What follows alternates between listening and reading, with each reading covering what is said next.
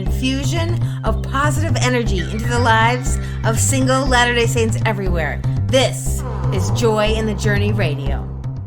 And welcome back, peeps, to another wonderful, splendiferous, joyous episode of Joy in the Journey Radio. I am Lance, your host for Joy in the Journey Radio.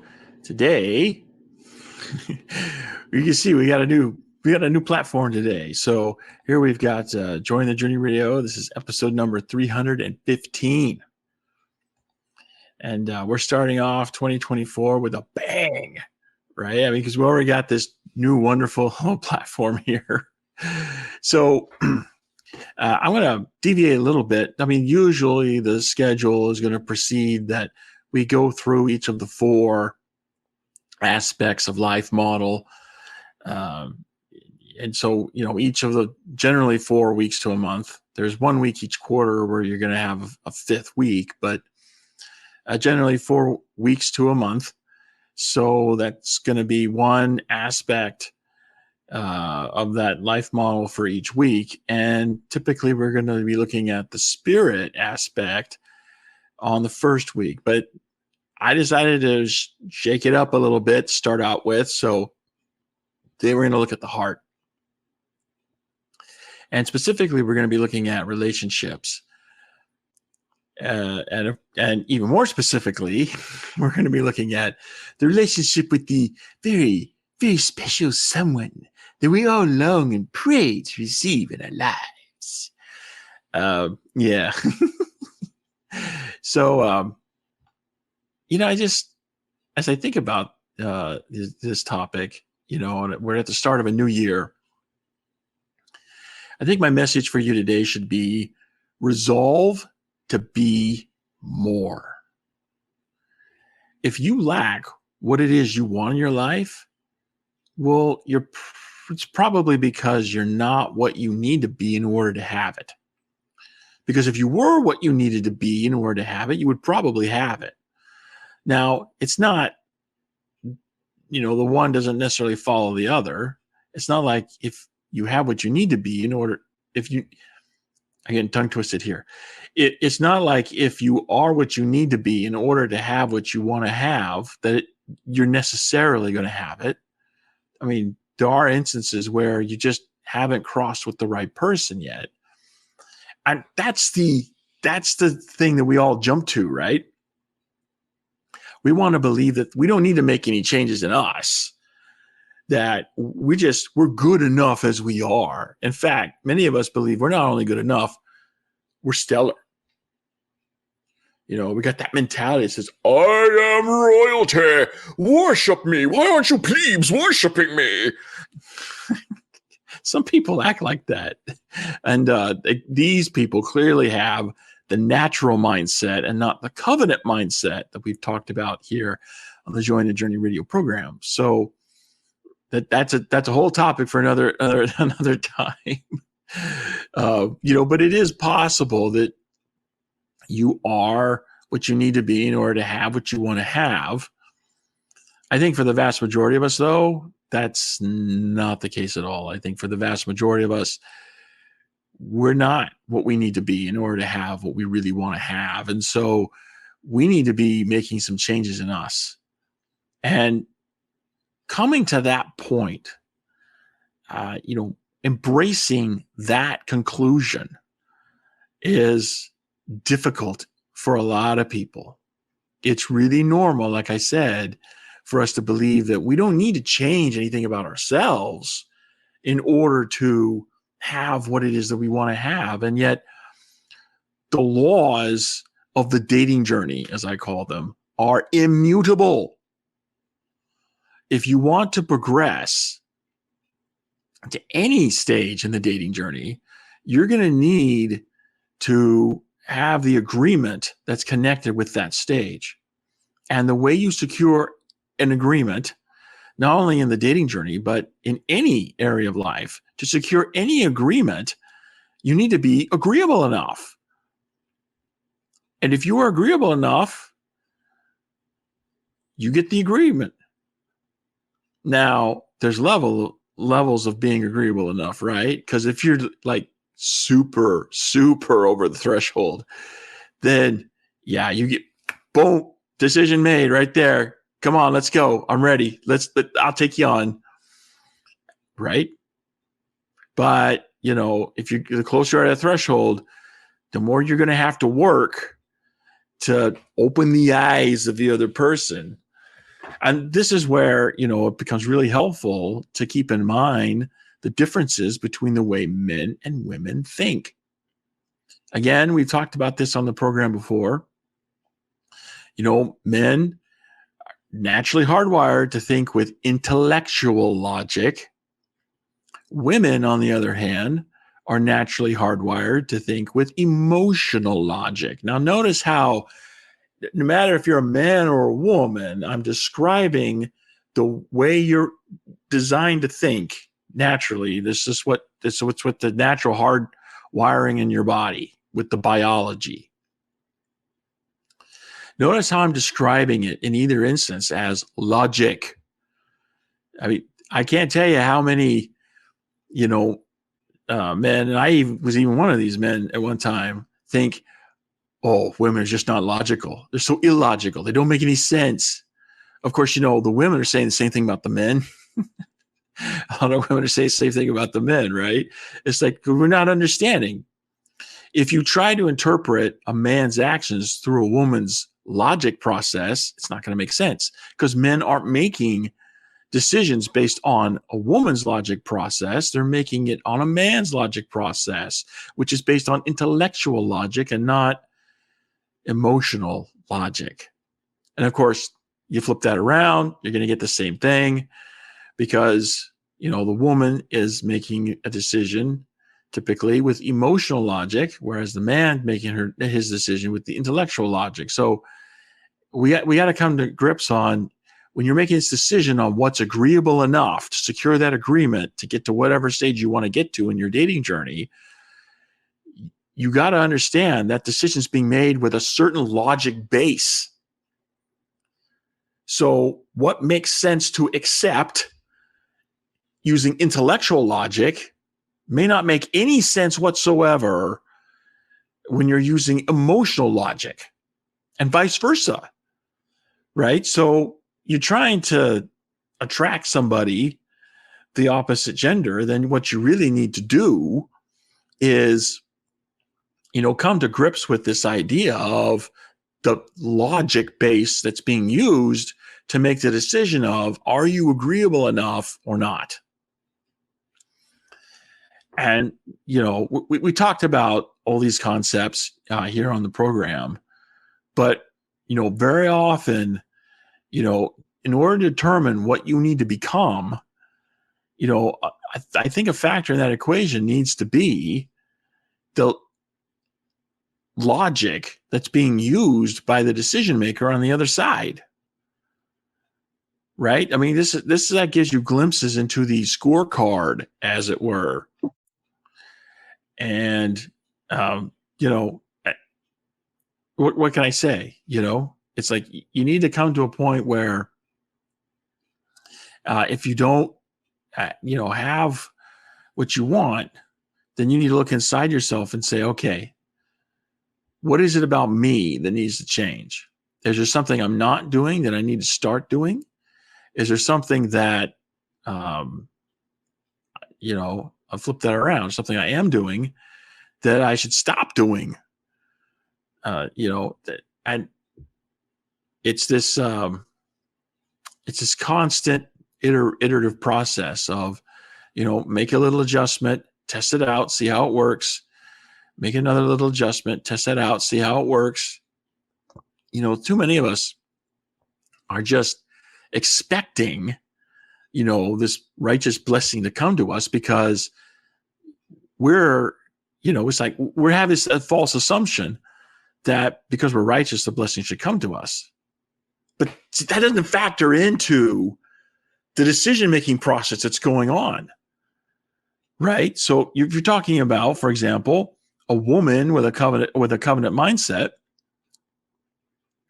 then, the woman with the covenant mindset is actually going to feel good when someone who is righteous and wants to make and keep sacred covenants comes along. But as I've said time and time again, singles with the covenant mindset are very, very rare. The vast majority of Latter-day Saint singles are making decisions based on the natural mindset. So it's far more likely that a man will find a single woman with a natural mindset.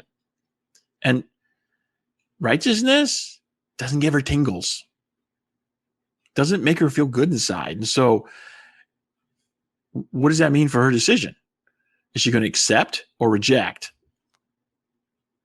Well, if you're using emotion-based logic, you accept what feels good and reject what doesn't. Covenant keeping doesn't make the natural woman feel good, doesn't give her tingles, so she rejects it. And, the man sitting over here wondering, what did I do wrong? Why aren't you accepting me? I was one such man for many, many years. And, my 20s could have been very, very different time for me if only I would have, understood all those processes I just spent the last few minutes explaining to you, and understand that I was working under a false assumption. And women make the same, there's plenty of women out there who make the same false assumption. I'm trying to be righteous.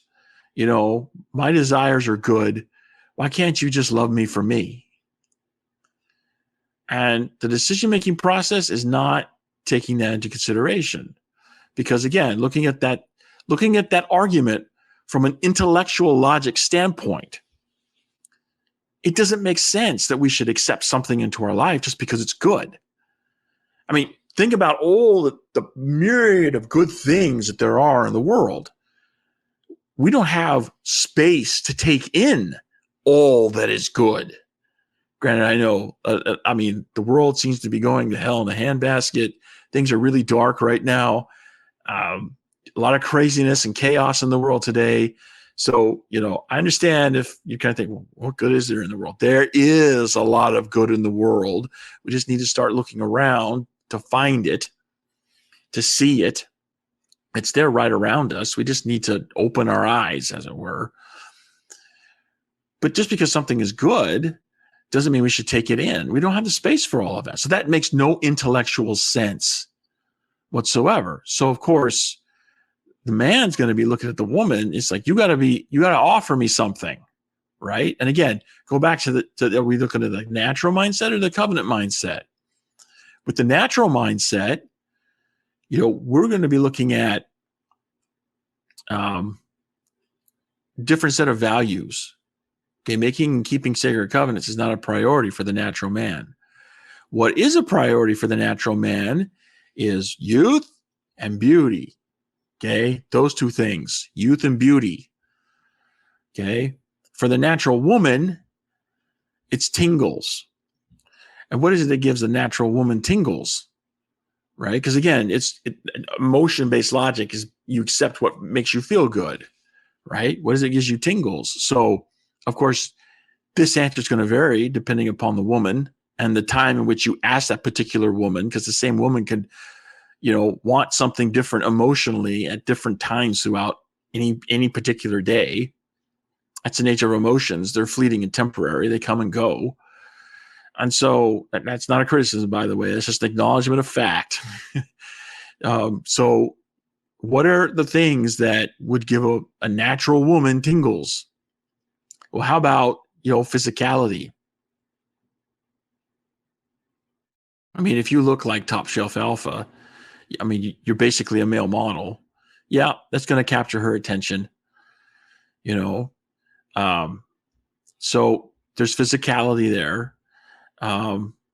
There's also like physical appearance, that's just from a dress and grooming standpoint, right? Because again, visual imaging, we've talked about this before on the program, has a big, influence into the way somebody feels, especially if that someone's a woman. So, visual imagery is going to go a long way. Okay. So that's another input. Money, that makes a woman feel good because it lends a sense of security, right? It's like, okay, I'm not going to have to worry about getting kicked out of the place where I live. And not only that, but if you got money, I'm going to be living in a place that's comfortable. Okay. And so how would that not make someone feel good? I've seen it, time and time again over the years, some single with money comes into the ward and boom, all the ladies are like, they switch tracks and they surround the rich guy. And it doesn't matter that, all the other guys in the ward were that make worthy companions. They would make good husbands and good fathers. But of course, that doesn't make the woman feel good. Again, the natural woman is about, tingles. What makes her feel good inside? That's the priority. And the priority for the natural mindset is obtaining the best genetic material to spawn the next generation. Right? So anything that can lend itself to that, to a feeling of confidence, to a feeling of security, to a feeling of excitement, tension, anticipation, any sort of emotion that you would think would lend a positive experience. Yeah, that's going to be more likely to be accepted. So when we have this understanding in mind, see, now we can step back and say, okay, what am I presenting? What is it that I'm really offering? And then make adjustments based on, because when you examine what it is you're offering in terms of the decision-making schema that I've just been explaining to you, right? And try to see through a different logic base and ask yourself, is the proposition that I'm making to secure this agreement that I want, is it over the threshold? Is it gonna cut the mustard? Keep in mind, different people have different thresholds too, right? So what would be good enough for one person in one area, that same threshold in that same area might not be good enough for another person.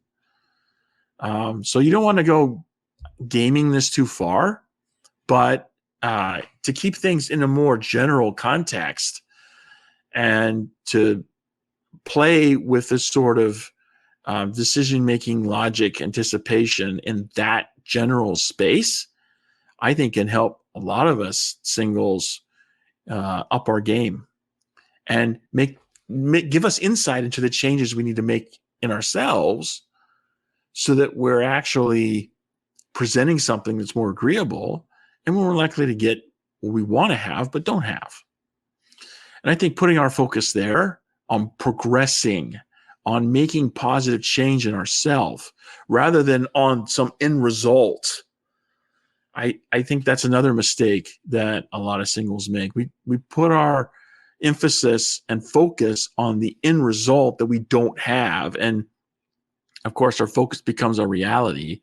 So when you're focused on something you don't have, then of course, your reality is going to be one of lack and emptiness. And so if that's what you're feeling inside, just take a step back and say, okay, where am I putting my focus? It's one thing to give your attention to something for a little while, but what are you continually giving your attention to time and time and time again? That's where we need to step back and take a look at things. So that's all the program I have for you this week. I'm still working on securing co-hosts. I'm still working on securing international guests. So if you'd like to join the program in either one of those roles, go to jointhejourneyradio.com and let us know on the contact page. Just, send us a message on the contact page. It says, yeah, this is who I am. This is what I'd like to do. And we'll take a look at that. And hopefully I've said something on the program today that would be beneficial to you. If so, that's fantastic, because that's why I do what I do. But if not, then all I can say is sorry. Come back next time, and maybe we'll have better luck then. So until next time, this is your host reminding you there is joy to be had all along your journey. So take that joy, journey on.